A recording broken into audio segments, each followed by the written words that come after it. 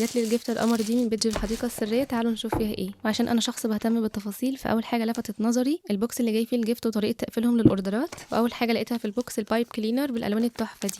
وبعدها الايد ده انا مش عارفه ايه ده، بس هو بيتفتح كده والماتيريال بتاعته حلوه قوي، فمحتاجين منهم توضيح في الكومنتس نستخدمه في ايه. بعد كده لقيت الاستنسل القمر ده، اشكالهم حلوه جدا، حرفيا انا بدوخ على الاشكال دي. وده جليتر جلو، بصوا هتلاقوا عندهم كل حاجه محتاجينها لشغل الهاند ميد. بعد كده المقصات الكيوت دي بتقص الورق اشكال. بعد كده القلم اللي هو ما بيخلص، او هو اكيد بيخلص يعني بس بيقعد وقت اطول. والريش الملون ده بجد الوانه تحفه، اكيد هنعمل بيه افكار حلوه مع بعض. والكيس ده بقى كان مليان ورد كده صغنون بالوان مختلفه من الستان، كمان فراشات. حبيت بقى المنتجات قوي، اللي انا ما شفتش زيها في حته قبل كده، اول مره اشوف خافض لسان بالحجم الصغير ده. ودي عصايه الايس كريم، دايما بلاقيها لون الخشب مش بلاقيها ملونه، اللي كنت بلاقيه ملون كده وخافض اللسان الحجم الكبير، فعجبني قوي ان هما متميزين في المنتجات اللي بيقدموها. ودي كانت فراشات كده شكلها حلو قوي، بنستخدمها في شغل الريزن. وده شمع ملون، الشمع بتاع مسدس الشمع. وده ورق كريشه بالوان كتيره جدا جدا جدا، بصوا الوانه حلوه ازاي. ودي كانت محتويات اول بوكس. تعالوا نشوف تاني بوكس فيه ايه. كانوا كاتبين كلام حلو ولطيف بصراحه، هما في منتهى الذوق. كمان كانوا كاتبين لي ان الخيط ده بينور في الضلمه. ايوه انا عارفه ان انتم متميزين، بس نقول كلام معقول، ازاي خيط هينور في الضلمه يعني؟ والغريبه انه طلع كلام معقول، الخيط فعلا بينور في الضلمه، شكله تحفه. اتحمست جدا اعمل بيه فكره معاكم. كمان كان فيه الخيوط دي، ومش دي وبس يعني، هما بيوفروا تقريبا كل انواع الخيوط.